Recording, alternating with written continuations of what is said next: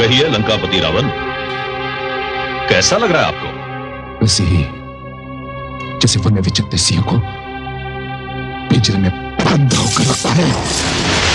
किंतु हमने तो बहुत ख्याति सुनी थी आपके पराक्रम और आपकी वीरता की, किंतु ऐसा लगता है कि वो मात्र कथाएं थी। हमारे मुट्ठी भर सैनिक आपको बंदी बनाकर ले आए। सत्य बात तो यह है लंकापति कि हमें उनके साहस और उनकी वीरता पर बहुत आश्चर्य हुआ। परंतु जब मुझे ज्ञात हुआ कि मुझ पर आक्रमण करने वाले और मुझे बंदी बनाने वाले माहिष्मती नरेश सहस्रार्जुन उसके सैनिक हैं, तो मुझे कोई आश्चर्य नहीं हुआ। क्यों? क्योंकि इस धरती पर केवल सहस्रार्जुन ही ऐसा कायर है जो एक निशस्त्र और अकेले व्यक्ति पर आक्रमण करने और उसे बंदी बना लेने को वीरता का नाम दे सकता है। सहस्रार्जुन, तुम वीर नहीं हो, इसलिए तुम वीरता की परिभाषा भी नहीं जानते। छल, कपट और धोखे को तुम वीरता कहकर पुकारते हो। छल, कपट, धोखा, ये शब्द उस व्यक्ति के मुंह से निकल रहे हैं जो सिर से पैर तक छल की चलती फिरती मूर्ति है, जिसका सारा जीवन कपट की विशाल गाथा है और धोखा जिसके चरित्र का प्रधानतम अंग है। नहीं लंकापति, तुम जैसा व्यक्ति मेरी वीरता पर प्रश्न चिन्ह लगाने का अधिकार नहीं रखता।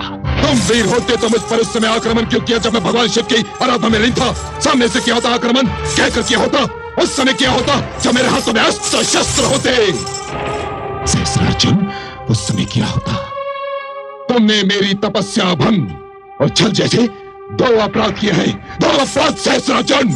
मुझ पर छल का आरोप लगा रहे हो लंकापति, जबकि समस्त संसार जानता है कि तुमने अपने भ्राता कुबेर के साथ छल करके उससे लंका छीन ली थी। उसे इतना आतंकित कर दिया था कि वो विवश होकर लंका छोड़कर भाग गया। सत्य बात तो यह है लंकापति कि तुम राजा नहीं, मात्र आतंकवादी हो। आतंकवादी।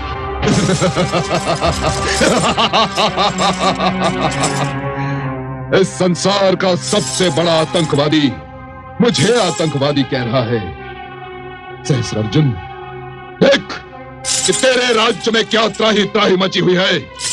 किसी नारी का सम्मान तेरे हाथों सुरक्षित नहीं। शिशुओं को तेरे नाम से भयभीत किया जाता है। ऋषि मुनि तेरा नाम सुनकर मुख फेर लेते हैं और सज्जन तेरी परछाई से कतराते हैं।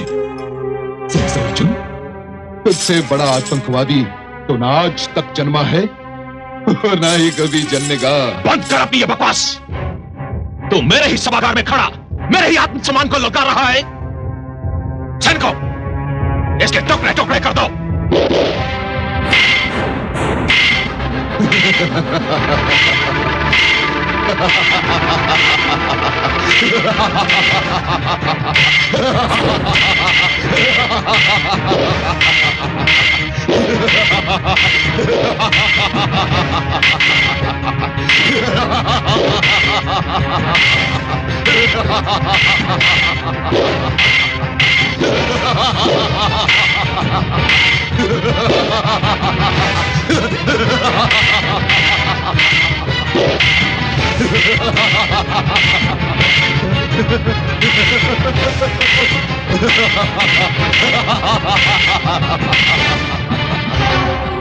सहस्त्रार्जुन, मुझे कोई नहीं मार सकता।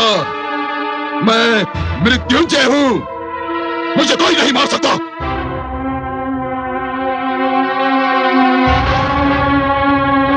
ले जाओ इसे और डाल दो इसे कारागार के घर में। लंकापति, यदि तुम मेरे हाथों मर नहीं सके तो यह भी जान लो कि तुम मेरे होते हुए इस नीले आकाश के तले जी भी नहीं सकते। तुम्हारी मृत्यु पर तो मेरा अधिकार नहीं, परंतु तुम्हारी स्वतंत्रता पर मेरा अधिकार अवश्य है। आज के दिन से आने वाले 10 वर्षों तक तुम सूर्य का मुख भी नहीं देख पाओगे। ले जा इसे।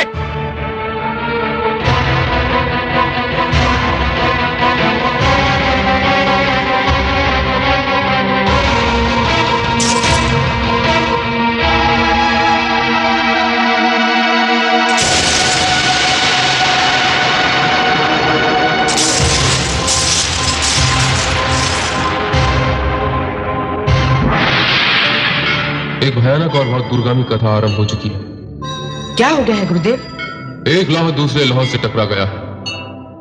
सहस्त्रार्जुन ने मेरे एक भक्त को बंदी बना लिया। तब तो आप सहस्त्रार्जुन को अवश्य दंडित करेंगे। नहीं वत्स, सहस्त्रार्जुन को दंड देने का कार्य विधाता ने किसी और के भाग्य में लिखा है। और वैसे भी मेरे भक्त लंकापति रावण को अपनी शक्ति पर बहुत अभिमान हो गया था। सहस्त्रार्जुन के इस कार्य से रावण के अभिमान की कम से कम एक परत तो कम हो ही जाएगी।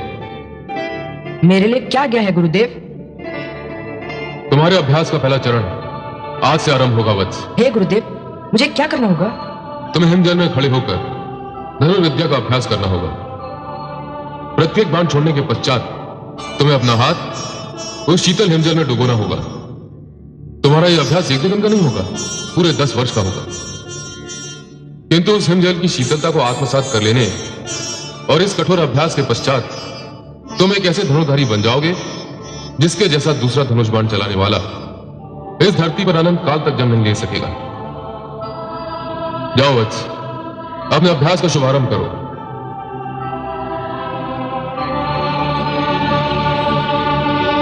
जाओ वत्स।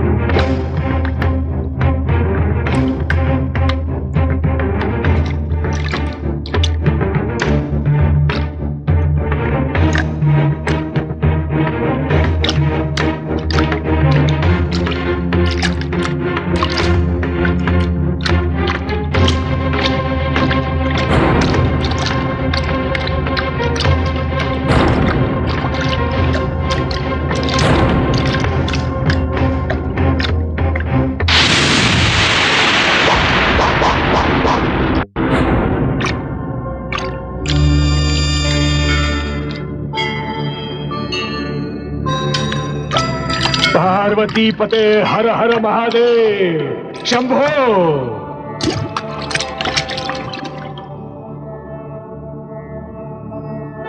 शंभो, हे शिव शंभो, शंभो। उठो वत्स।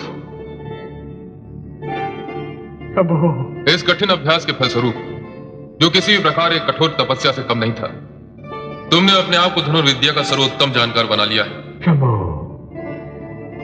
इस हिमजल की शीतलता को सहन करके तुमने अपने आप को एक ऐसा आचार्य बना लिया है जिसका उदाहरण अभी तक कभी हुआ है, न ही भविष्य में होगा। धन्यवाद गुरुदेव। परंतु हे शंभो, हे देवादिदेव, मैं आचार्य नहीं बनना चाहता। मेरे जीवन का प्रथम और अंतिम लक्ष्य धूर्त सहस्रार्जुन के आतंक का अंत करना है, जो उसके वध के बिना संभव नहीं है। शिव शंभो। मैं जानता हूं, जितने समय तुम अपने अभ्यास में लीन थे, वो दुष्ट इतना बड़ा आतताई, आतंकवादी और बलात्कारी बन चुका है कि सारी धरती कराह उठी है। उसने आपके पिता सहित सभी ऋषियों का जीवन दयनीय बना दिया है। अब उसके आतंक का अंत करना आपके हाथों में। मेरा आशीर्वाद आपके साथ है। हे देवादिदेव, परंपरा है कि शिक्षा पूर्ण होने के उपरांत हर शिष्य अपने गुरु के चरणों में गुरु दक्षिणा अर्पित करता है। मुझे आदेश दीजिए हे शिव शंभो कि आपके चरणों में यह आपका शिष्य क्या गुरु दक्षिणा भेंट करे। गुरु दक्षिणा गुरु का जन्म सिद्ध अधिकार है, वो तो मैं अवश्य दूंगा, किंतु अभी नहीं। अभी तो जो आपकी इच्छा है वही मेरी इच्छा भी। सहस्त्र अर्जुन के अत्याचारों का अंत जब यह कार्य संपन्न हो जाएगा, तब मैं गुरु दक्षिणा भी अवश्य दूंगा। हे देवाधिदेव, हे शिव शंभो, आप जब भी गुरु दक्षिणा मांगेंगे और जो भी मांगेंगे, मुझे उसे देने में हार्दिक प्रसन्नता होगी।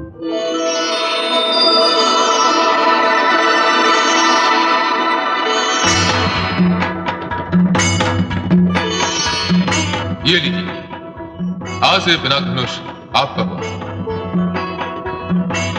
इसे अपने साथ ले जाइए, परंतु सहस्त्र अर्जुन को समाप्त करने के लिए यह धनुष पर्याप्त नहीं होगा। अतएव मैं आपको एक ऐसा शस्त्र दूंगा जिसका शस्त्र के रूप में प्रयोग अभी तक नहीं हुआ है। एक ऐसा शस्त्र जो आपकी पहचान बनेगा, जिसका नाम आपके नाम के साथ सदा के लिए जुड़ जाएगा।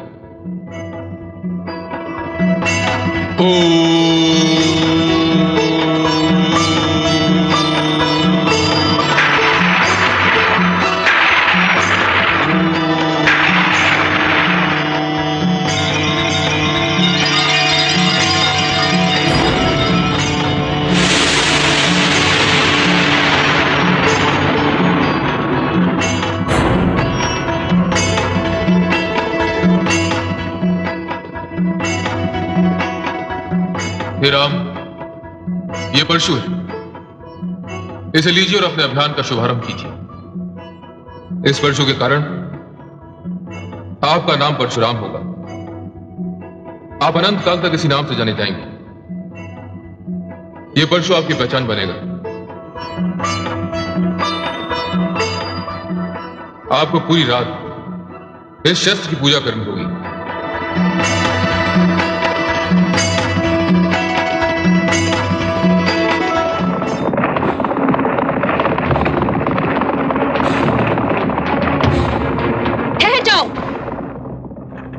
क्यों आए हो यहाँ? आपको यह स्थान छोड़ना होगा। क्यों? क्योंकि इस स्थान के स्वामी महाराज सहस्त्र अर्जुन हैं, और आपने ना तो ये भूमि मोल ली है और ना इस पर बसने के लिए निवास कर दिया है। और यदि हम ये स्थान ना छोड़े तो फिर हमको वही करना होगा जो हम सदा करते आए हैं। तुम्हारा आश्रम जला देंगे हम, यही महाराज का आदेश है। तब तो मैं स्वयं तुम्हारे महाराज के समक्ष जाऊंगी और उन्हें बताऊंगी कि उनका अत्याचार और हमारा धैर्य दोनों अपनी अपनी सीमाएं पार कर चुके हैं।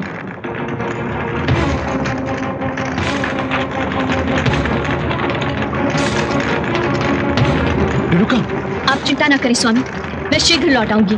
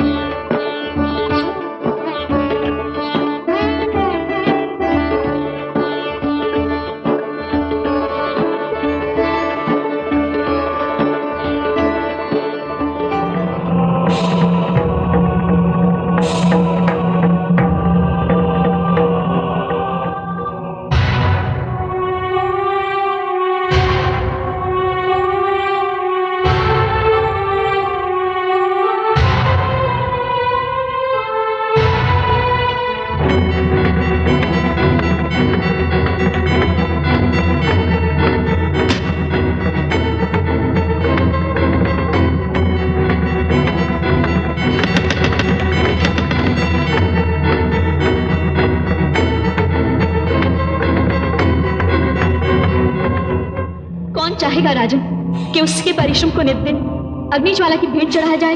तो एक काम कीजिए, एक दिन हमारे राजभवन आइए। हो सकता है कि ऋषि और हमारे बीच कोई संधि का मार्ग निकल आए।